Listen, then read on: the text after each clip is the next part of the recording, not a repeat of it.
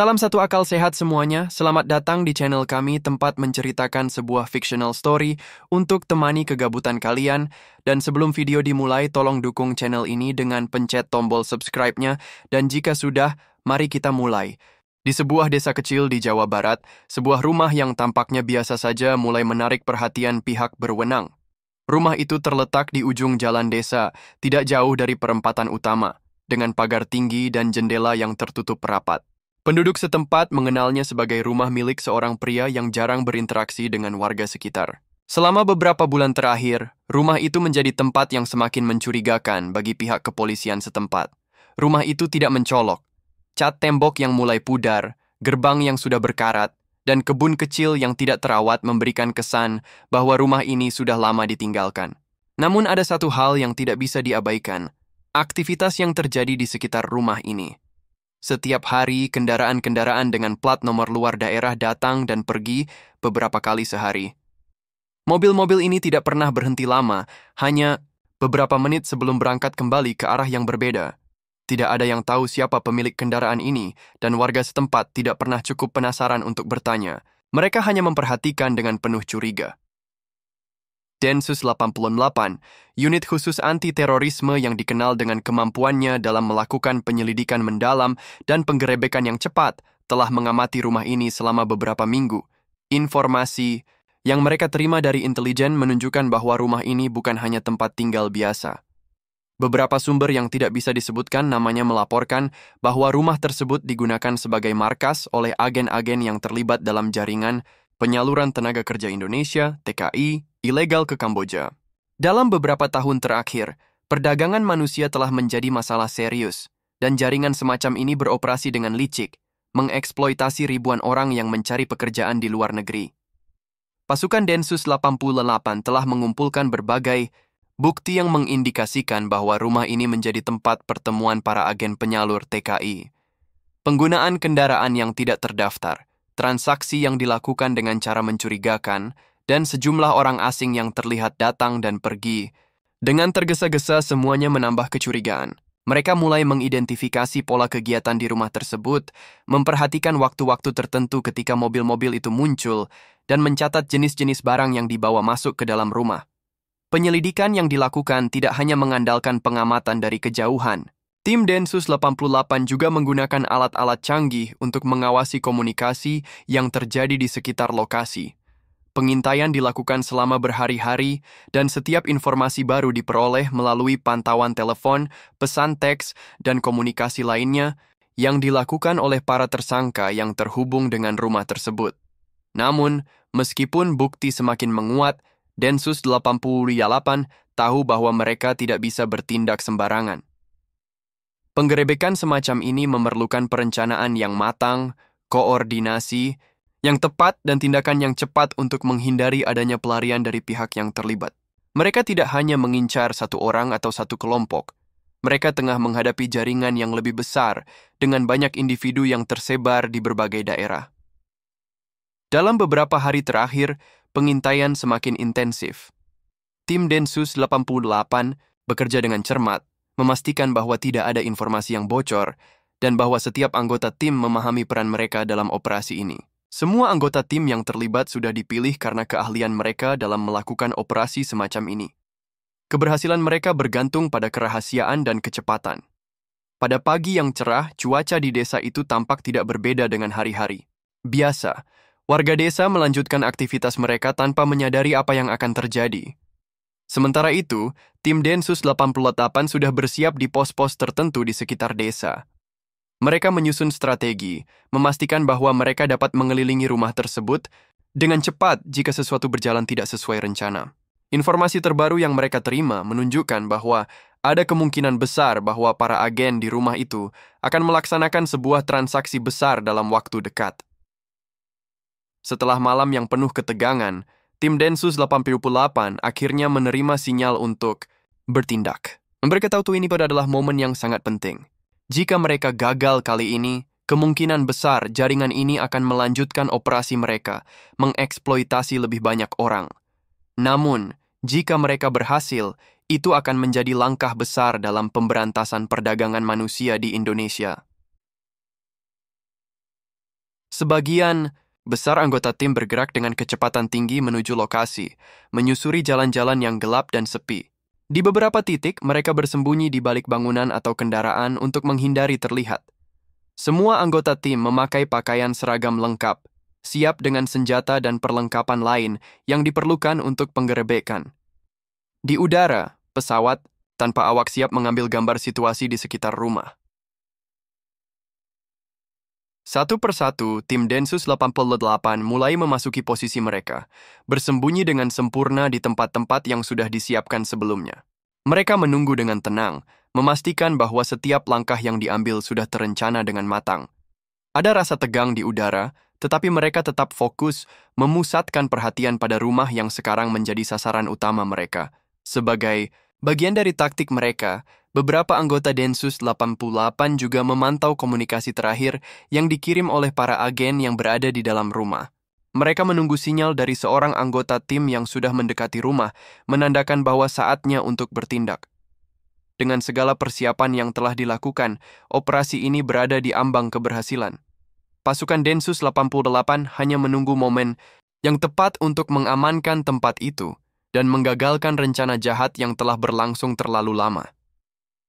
Mereka tahu, momen ini bukan hanya tentang menangkap satu orang atau sekelompok orang, tetapi tentang menghentikan sebuah jaringan perdagangan manusia yang sudah merusak begitu banyak kehidupan. Setelah minggu-minggu penuh dengan pengintaian dan analisis, Densus 88 akhirnya memasuki tahap kritis dalam operasi yang telah mereka rencanakan. Sebuah jaringan yang terlibat dalam perdagangan manusia, khususnya penyaluran TKI ilegal ke Kamboja, telah berhasil terdeteksi. Tim investigasi merasa bahwa saatnya sudah tiba untuk bergerak, namun mereka tahu bahwa kesalahan sekecil apapun dapat membahayakan keberhasilan misi ini dan mengancam nyawa mereka yang terlibat. Penggerebekan semacam ini memerlukan lebih dari sekadar serangan mendalam. Ini adalah operasi yang sangat terorganisir, melibatkan ratusan jam penyelidikan, pengumpulan informasi, dan perencanaan logistik yang sangat detail. Tim Densus 88 tidak hanya bekerja berdasarkan tebakan atau asumsi. Setiap langkah mereka didasarkan pada bukti yang sudah dikumpulkan selama berbulan-bulan. Informasi yang dikumpulkan mulai dari pengamatan aktivitas yang mencurigakan hingga analisis, komunikasi yang dilakukan oleh agen-agen di rumah tersebut. Semua ini dirancang untuk memastikan bahwa penggerebekan dilakukan tanpa ada celah bagi para tersangka untuk melarikan diri. Pada tahap ini, tim Densus 88 membentuk dua kelompok besar, masing-masing dengan peran yang jelas dan terpisah.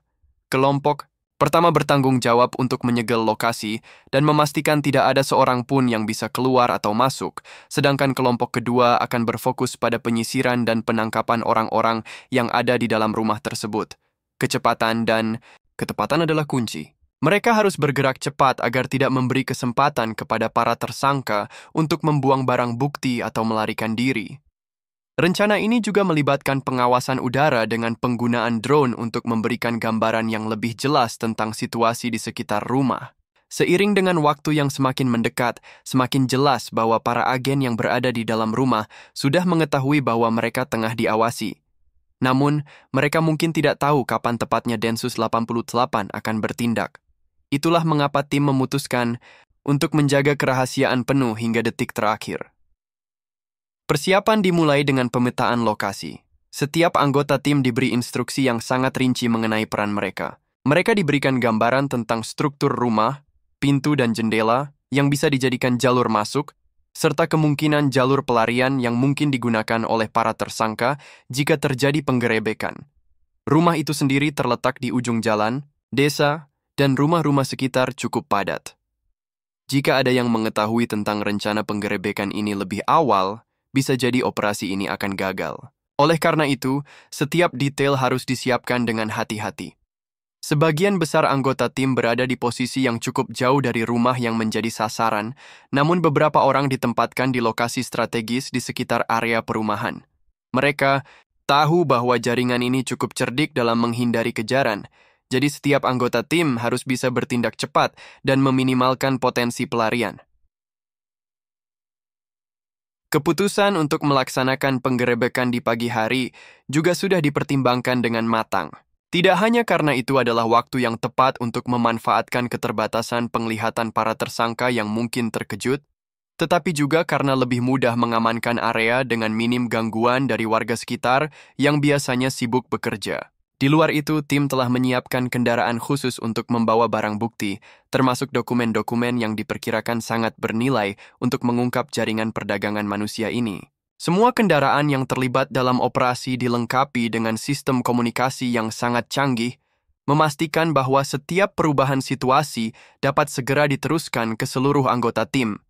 Selain itu, tim medis juga telah disiapkan meskipun mereka berharap tidak akan ada yang terluka selama penggerebekan. Namun, pengalaman dari operasi sebelumnya menunjukkan bahwa kejadian tak terduga bisa saja terjadi. Untuk itu, beberapa anggota medis sudah dipersiapkan untuk memberikan bantuan jika diperlukan. Mereka akan siap menangani siapapun yang mungkin terluka, baik itu anggota tim Densus 88 atau individu yang terlibat dalam jaringan perdagangan manusia tersebut. Beberapa jam sebelum penggerebekan dimulai, pasukan Densus 88 mengumpulkan seluruh tim mereka di markas untuk briefing akhir. Dalam pertemuan ini, setiap anggota diberi pemahaman yang lebih dalam mengenai latar belakang situasi, bagaimana mereka harus bergerak, dan siapa saja yang akan menjadi target utama dalam penggerebekan nanti. Mereka juga diberikan detail tentang potensi ancaman yang mungkin muncul selama operasi. Bahkan detail sekecil apapun, seperti cuaca atau kondisi jalan, menjadi bagian dari perhitungan matang ini. Masing-masing anggota tim diingatkan untuk tetap tenang, profesional, dan waspada terhadap segala kemungkinan. Untuk memastikan bahwa semua orang berada di halaman yang sama, Densus 88 juga menggunakan teknologi pemetaan digital yang sangat akurat. Dengan perangkat ini, setiap anggota tim bisa melihat posisi terkini dari rekan-rekannya di lapangan, serta perkembangan situasi yang sedang berlangsung. Teknologi ini sangat penting karena tidak hanya memungkinkan pengawasan secara langsung, tetapi juga memberikan gambaran yang lebih jelas tentang bagaimana operasi bisa berjalan, serta mengidentifikasi potensi risiko yang harus dihadapi. 2 jam sebelum pelaksanaan penggerebekan, semua tim bergerak ke posisi mereka. Beberapa anggota tim sudah mulai menyusuri jalan-jalan desa dengan hati-hati, memastikan tidak ada yang mencurigakan yang bisa memberitahu para tersangka.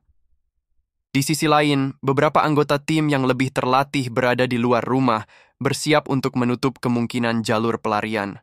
Mereka tahu betul bahwa penggerebekan ini hanya bisa berhasil jika para tersangka tidak memiliki kesempatan untuk kabur. Setelah melalui semua tahapan persiapan ini, saatnya penggerebekan dimulai. Tim Densus 88 bergerak cepat dan terorganisir, berfokus pada eksekusi yang rapat. Tidak ada ruang untuk kesalahan. Masing-masing anggota tim bekerja dengan profesionalisme tinggi, mengikuti perintah yang diberikan dengan presisi.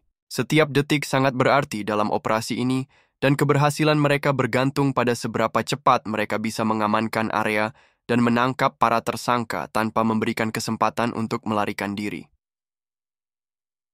Saat operasi dimulai, seluruh desa seakan terhenti sejenak. Rumah yang sebelumnya tampak biasa itu kini dikelilingi oleh pasukan Densus 88 yang siap bergerak untuk menggagalkan rencana jahat yang telah berlangsung begitu lama. Saat matahari baru saja terbit, langit masih dipenuhi semburat jingga yang perlahan menghangatkan desa kecil di Jawa Barat. Udara pagi itu terasa begitu tenang, namun di balik ketenangan tersebut, pasukan Densus 88 sudah bersiap-siap untuk melaksanakan tugas besar mereka. Operasi yang telah direncanakan dengan matang ini akan menentukan nasib para pelaku perdagangan manusia yang telah lama bersembunyi di balik kedok rumah yang tampak biasa. Keberhasilan atau kegagalan operasi ini bergantung pada kecepatan, kehati-hatian, dan kesigapan para anggota tim yang telah siap untuk menghadapi segala kemungkinan. Beberapa meter dari rumah yang menjadi target, kendaraan-kendaraan Densus 88 terparkir dengan rapi di pinggir jalan desa. Keheningan pagi itu menjadi semakin menegangkan saat anggota tim mulai bergerak ke posisi mereka masing-masing. Setiap langkah yang diambil sudah dihitung dengan presisi. Beberapa tim yang berada di luar rumah siap untuk menghalangi semua jalur pelarian, sementara tim lainnya bersiap di posisi strategis di sekitar rumah yang menjadi sasaran utama. Di dalam rumah yang menjadi target penggerebekan, para anggota jaringan perdagangan manusia tersebut masih terlelap atau tengah menjalankan aktivitas harian mereka tanpa mengetahui bahwa saat itu Densus 88 sedang bersiap melancarkan serangan. Mereka tidak menyadari bahwa selama beberapa minggu terakhir, setiap langkah mereka sudah diawasi dengan cermat, setiap percakapan mereka telah dipantau, dan segala aktivitas mereka telah direkam dalam berbagai bentuk bukti yang akan membuktikan keterlibatan mereka dalam jaringan kriminal internasional ini. Pukul 00.30, operasi dimulai. Saat itu juga, sinyal komunikasi dari pusat perintah dikirimkan, menandakan bahwa penggerebekan akan segera dilaksanakan. Anggota Densus 88 yang berada di luar rumah mulai bergerak cepat menuju titik penghalang. Mereka memasang jebakan dan menyebar di sepanjang jalan yang mengarah ke rumah tersebut. Di sisi lain, tim yang berada di dalam area rumah bersiap untuk menyerbu dengan sangat cepat. Mereka tahu bahwa kejutan adalah kunci utama, dan mereka harus membuat setiap detik berharga. Setiap anggota tim memiliki tugas yang jelas, tidak ada ruang untuk keraguan atau kesalahan. Dalam hitungan detik, semua anggota tim yang berada di luar rumah bergerak menuju titik koordinat mereka dengan hati-hati, memastikan bahwa tidak ada seorang pun yang mengetahui apa yang sedang terjadi. Sementara itu, tim yang berada di dalam rumah bersiap-siap di posisi masing-masing. Mereka telah dilatih untuk melakukan operasi semacam ini, dan mereka tahu betul apa yang harus dilakukan. Dengan menggunakan teknologi komunikasi terkini, mereka saling berkoordinasi dengan lancar, memastikan bahwa setiap langkah yang mereka ambil bisa disesuaikan dengan situasi yang ada. Pada pukul 06.45, sebuah kendaraan melintas tidak jauh dari rumah yang menjadi target. Tim pengawasan yang telah lama berjaga di luar segera mengenali kendaraan tersebut. Mereka tahu bahwa kendaraan itu bisa menjadi tanda bahwa salah satu agen atau anggota jaringan ini sedang berusaha kabur. Keberhasilan operasi ini sangat bergantung pada kecepatan dan ketepatan mereka dalam mengidentifikasi siapa saja yang terlibat. Dalam beberapa detik, sinyal dari tim luar masuk ke pusat perintah, memberitahu bahwa kendaraan yang mencurigakan sedang menuju arah yang bisa digunakan untuk melarikan diri. Tim penghalang segera bergerak untuk menutup jalur tersebut. Saat itu juga, suara langkah-langkah tegas anggota Densus 88 terdengar di luar rumah. Pintu utama rumah itu didorong dengan keras, dan suara pintu yang terhempas menandakan bahwa penggerebekan telah dimulai. Di dalam rumah, para agen yang terlibat dalam perdagangan manusia terkejut, namun mereka tidak sempat berbuat banyak. Serangan mendalam dan cepat itu telah memutuskan jalur komunikasi mereka, dan mereka tahu bahwa tidak ada cara untuk melarikan diri. Densus 88 yang berada di dalam rumah langsung melakukan penyisiran dengan sangat teratur. Setiap ruangan diperiksa dengan teliti. Mereka menemukan ruang-ruang tersembunyi yang sebelumnya tidak diketahui, tempat di mana dokumen-dokumen ilegal dan barang bukti lainnya disembunyikan. Satu persatu, anggota jaringan ini ditangkap tanpa perlawanan berarti. Mereka sudah tahu bahwa melawan pasukan Densus 88 hanya akan membawa mereka pada kehancuran lebih cepat. Namun, di luar rumah, situasi tidak sepenuhnya terkendali. Para agen yang berada di dalam rumah sebelumnya sudah siap untuk melarikan diri, dan mereka tahu bahwa mereka memiliki sedikit waktu untuk melarikan diri sebelum Densus 88 menyegel seluruh area. Salah satu agen utama dalam jaringan ini, yang dikenal dengan sebutan Jeffrey, langsung bergegas menuju kendaraan besar yang telah dipersiapkan untuk kabur, sebuah truk besar yang siap membawa mereka keluar dari desa itu. Truk yang dipersiapkan itu segera melaju dengan kecepatan tinggi, menembus jalanan sempit desa. Para agen di dalamnya mulai merasa lega karena mereka berhasil meninggalkan rumah tersebut tanpa terdeteksi. Namun, tidak ada yang tahu bahwa di luar sana, Densus 88 telah menyiapkan pasukan penghalang yang lebih besar dan lebih siap. Mereka tahu bahwa ini adalah momen penting. Jika truk itu berhasil melarikan diri, mereka tidak hanya akan kehilangan kesempatan untuk menangkap pelaku utama, tetapi juga kehilangan banyak bukti yang sangat penting dalam mengungkap jaringan perdagangan manusia ini. Dengan sigap, tim penghalang yang sudah disebar di beberapa titik mulai bergerak cepat. Mereka menggunakan taktik pengepungan untuk memastikan bahwa truk tersebut tidak dapat meloloskan diri.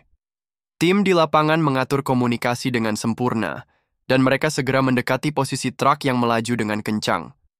Pengemudi truk yang menyadari ada yang mencurigakan mulai mempercepat laju kendaraannya, namun Densus 88 sudah mengatur strategi untuk menutup seluruh jalur keluar. Kejar-kejaran di jalan sempit desa itu sangat menegangkan. Truk yang dikemudikan dengan terburu-buru berusaha untuk menghindar, namun Densus 88 yang sudah terlatih dalam menghadapi situasi seperti ini tidak memberikan ruang untuk para pelaku kabur. Tim yang berada di belakang truk mulai mendekat dan memanfaatkan kesempatan untuk menutup jalan utama. Setelah beberapa menit yang penuh ketegangan, truk itu akhirnya terjepit di sebuah tikungan tajam. Para agen yang berada di dalam kendaraan pun menyadari bahwa mereka tidak memiliki pilihan lain selain berhenti. Begitu truk itu berhenti, anggota Densus 88 segera mengelilinginya, memaksa para agen yang ada di dalamnya untuk keluar dan menyerah. Titik ini, tim yang sudah berada di dalam rumah dan di sekitar area mulai berkumpul, mengamankan seluruh lokasi dengan sangat hati-hati. Dengan kesigapan dan ketepatan yang luar biasa, Densus 88 berhasil menangkap para pelaku tanpa ada korban dari pihak mereka. Jeffrey, sang agen utama, bersama dengan beberapa anggota lainnya, kini berada di tangan pasukan keamanan. Penggerebekan. Ini berjalan sesuai rencana, namun perasaan lega belum datang. Densus 88 tahu bahwa ini hanya babak pertama dalam mengungkap jaringan besar yang terlibat dalam perdagangan manusia antar negara.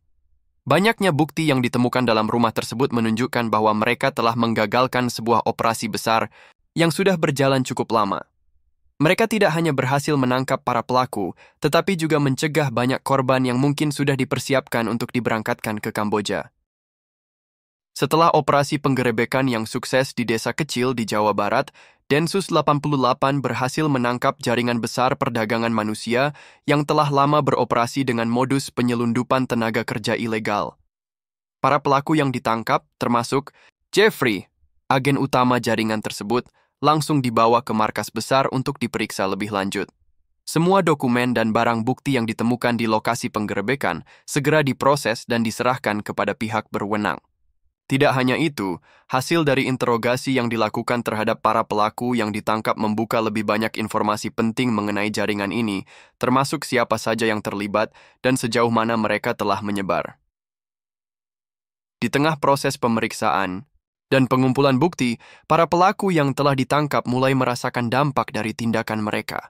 Mereka tidak hanya dihadapkan pada penyidikan yang ketat, tetapi juga pada kenyataan bahwa mereka telah menjadi bagian dari salah satu kasus perdagangan manusia terbesar yang pernah diungkap di Indonesia. Jeffrey, yang sebelumnya merasa percaya diri dan yakin bahwa mereka akan berhasil lolos, kini berada di bawah pengawasan ketat aparat hukum. Saat itulah kesadaran mulai merasuk dalam dirinya. Tak hanya Jeffrey, tetapi semua pelaku yang ditangkap kini merasa perasaan menyesal dan takut akan konsekuensi yang harus mereka hadapi. Setelah beberapa minggu penyidikan dan pemeriksaan intensif, kasus tersebut pun sampai ke pengadilan. Semua bukti yang ditemukan di rumah penggerebekan dan hasil interogasi menunjukkan keterlibatan mereka dalam jaringan perdagangan manusia yang melibatkan pengiriman tenaga kerja ilegal ke negara-negara seperti Kamboja, yang seringkali dihadapkan pada kondisi kerja yang sangat buruk dan penuh eksploitasi. Para korban dari perdagangan manusia ini kebanyakan adalah pekerja migran yang dijanjikan pekerjaan yang layak, namun kenyataannya mereka justru menjadi korban eksploitasi di negara asing. Proses hukum yang panjang ini akhirnya sampai pada titik yang sangat menentukan, persidangan. Di ruang sidang, suasana tegang menyelimuti setiap orang yang hadir. Sidang kali ini bukan hanya menjadi ajang untuk mengadili para pelaku, tetapi juga menjadi panggung untuk membuka tabir kelam tentang perdagangan manusia yang telah merusak kehidupan banyak orang. Hakim yang memimpin sidang kali ini adalah seorang figur yang terkenal dengan ketegasan dan keadilannya. Sebelum sidang dimulai, ia sudah menegaskan kepada semua pihak bahwa ini adalah kasus besar yang tidak bisa dianggap enteng. Para pelaku yang sebelumnya tampak tenang mulai merasakan beratnya beban hukum yang mereka hadapi. Jeffrey, yang dikenal sebagai pemimpin jaringan ini, duduk di kursi terdakwa dengan ekspresi yang datar. Namun, di balik wajahnya yang terkesan, tenang, ada kegelisahan yang sulit disembunyikan. Ia tahu bahwa ini bukanlah sekadar kasus kriminal biasa. Ini adalah kasus yang melibatkan ribuan orang yang telah hidup dalam penderitaan karena ulahnya.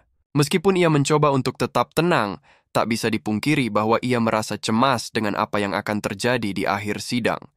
Sidang berlangsung dengan menghadirkan banyak saksi, termasuk beberapa korban yang berhasil selamat dari jeratan jaringan perdagangan manusia tersebut. Saksi-saksi ini memberikan kesaksian yang mengharukan, menceritakan bagaimana mereka dijanjikan pekerjaan yang layak, namun justru dipaksa bekerja di bawah ancaman kekerasan dan diperlakukan lebih buruk daripada hewan. Beberapa di antaranya menceritakan bagaimana mereka dipaksa untuk melakukan pekerjaan yang sangat berat tanpa imbalan yang layak. Bahkan ada yang terpisah dari keluarga mereka tanpa tahu kabar berita. Semua kesaksian itu menambah berat tuntutan terhadap para pelaku.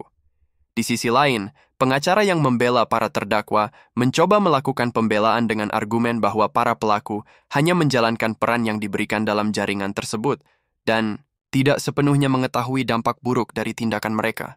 Mereka juga berusaha menyoroti latar belakang kehidupan para terdakwa yang mungkin terpaksa terlibat dalam kejahatan tersebut karena tekanan ekonomi atau keadaan yang memaksa. Namun, semua argumen tersebut tak mampu menggoyahkan bukti yang telah diajukan oleh pihak jaksa. Jaksa penuntut umum yang menangani kasus ini dengan tegas menyatakan bahwa para terdakwa, khususnya Jeffrey, adalah otak dari jaringan perdagangan manusia ini. Mereka telah terlibat dalam kejahatan besar yang tidak hanya merusak kehidupan ribuan orang, tetapi juga menghancurkan masa depan para korban yang seharusnya dapat hidup dengan layak dan aman. Dengan bukti yang kuat, jaksa memohon kepada hakim untuk menjatuhkan hukuman yang setimpal dengan kejahatan yang telah dilakukan. Setelah proses sidang yang panjang dan penuh ketegangan, akhirnya tibalah saat yang sangat dinantikan, vonis. Di dalam ruang sidang yang hening, semua orang menahan napas saat hakim memulai pembacaannya. Hakim yang memimpin sidang menatap para terdakwa satu persatu, lalu dengan suara tegas dan penuh kewibawaan, ia mulai menyampaikan putusan.